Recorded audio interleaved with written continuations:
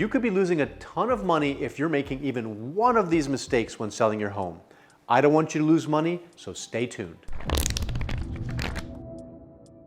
Hey there, Sep here with Blackbook Properties and Condo Blackbook.com, and I'm here to help you buy or sell real estate like an insider. Today, we're going to cover the top 5 mistakes that I see people make all the time when trying to sell their property. But first, before we get started, be sure to subscribe to our channel to get expert real estate advice and phenomenal videos about living in South Florida. So, you've decided you want to sell your home. Great. I'm going to walk you through the crucial selling mistakes you've got to avoid if you want to sell your property fast and for the most money. I'll save the most valuable and underrated mistake for the end, so keep watching. Mistake number 1, avoiding simple upgrades. Sometimes as a seller, you might think that it's better to leave improvements and basic renovations up to the new buyers.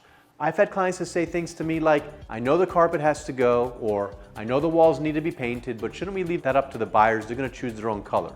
No. Just as cash is king for buyers, renovated properties are king for sellers, because that's what buyers want. Updated and move-in ready. In fact, renovated properties always sell quicker and for a higher price than ones that are dated or run down. Your unit needs to look and feel fresh. And this is especially true if you're in a 30-story building with 5 other units for sale with the identical floor plans and similar views as yours, and maybe even virtually identical finishes. The bottom line is, if your condo is looking tired or a little neglected, you're going to turn off the buyer that might otherwise fall in love with your property and pay the premium you're looking for. And they'll pay for that convenience, believe me. So let's run through some easy must-do upgrades and a few high-value ones that will make your property so fresh and so clean. Painting is possibly one of the easiest improvements you can make. A fresh coat of paint in light, neutral colors can do wonders. It makes rooms appear bigger, brighter, and more welcoming. And the same goes for light fixtures. Getting new light fixtures that are more aesthetically pleasing and increase the brightness of the space can really resonate with potential buyers. Most people want light and bright. Okay, let's talk about 2 other super important areas, the kitchens and the bathrooms. For kitchens, it goes without saying that replacing your appliances will give your kitchen a much fresher feel. And I'm talking on trend, not a landlord special. Secondly, and this is super easy, wherever you have cabinets and drawers, make sure they're aligned, meaning they're not crooked and open and close smoothly. It makes a difference. Other relatively inexpensive changes you can make are repainting or wrapping cabinets and revamping any handles and pulls or hardware. And if you want to take it a step further and have the time, the next step would be to change the fixtures, sinks, and faucets, for example, especially in the bathrooms. Who doesn't want a sparkling new bathroom? And to make a bigger impact that gives you a lot of return on your money, replace your countertops with something clean and modern. A quartz or granite countertop will add good value with a more premium feel. Some of these ideas are essential and are must-dos. Others are nice to haves, but what I can tell you from experience is that everything you will do will yield you at least 2 to 3x of whatever you spend on it, almost certainly. I know there are articles that say you'll make 1.2x of your spend on your kitchen or 0.8x of your spend on your bathrooms, but trust me, the return is way better than that if you do it smart. Mistake number 2, bad or no marketing plan. So we've talked about how to make your property feel modern and fresh, but if you don't market your property correctly, no one's even going to come see how beautiful it is in person. So no matter how amazing your condo is, if you can't impress your buyers as they're searching online, you're gonna struggle to sell it. Your property has to not only look great in person, but in photos and online. The first step, and I cannot stress this enough, is to hire a professional photographer. I can't tell you how many times clients say, oh yeah, the photos I have are pretty good, use them. The only photos that are good photos are professional photos. Details matter.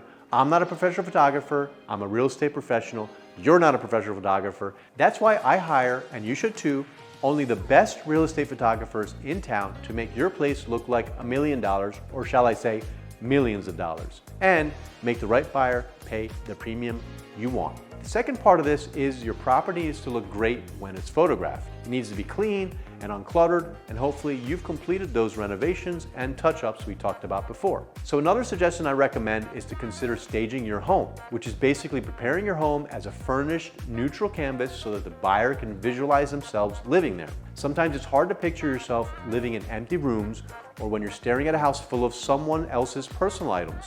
So staging is a great trick to neutralize a space to provide a vision or perspective for the buyer. And if you don't have the budget for furniture rental, you could try out virtual staging at a fraction of the cost. Virtual staging is where you take the photos of your space, send them to a professional interior designer who will add furniture and artwork to the photos virtually.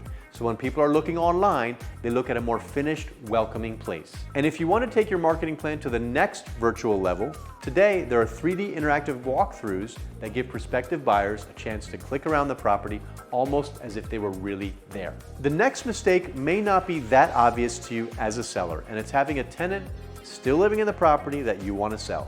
Okay, before I get into this, I understand that sometimes the timing just doesn't work out and the tenant has to be part of the package. That's okay. Anything sells. If you're trying to sell to the end user that wants to move in, then you might actually be better off without your tenant.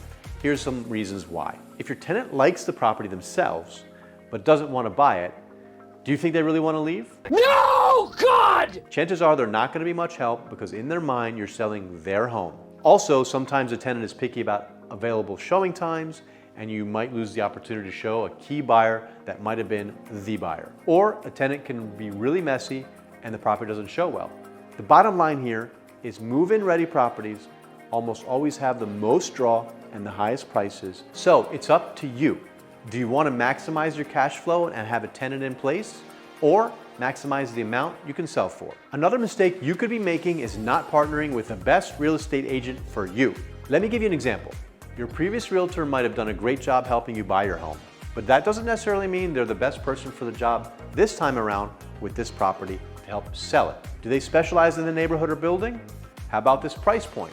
Do they even specialize in representing owners as opposed to buyers? All questions.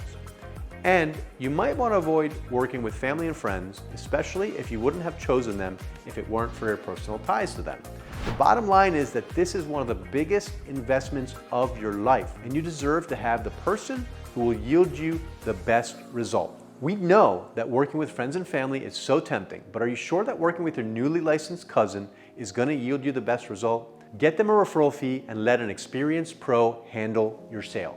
Focus on finding an agent with the right contacts and the property knowledge for your condo and neighborhood. That said, trust does have a lot of value, so consider your options and make the choice that feels right for you.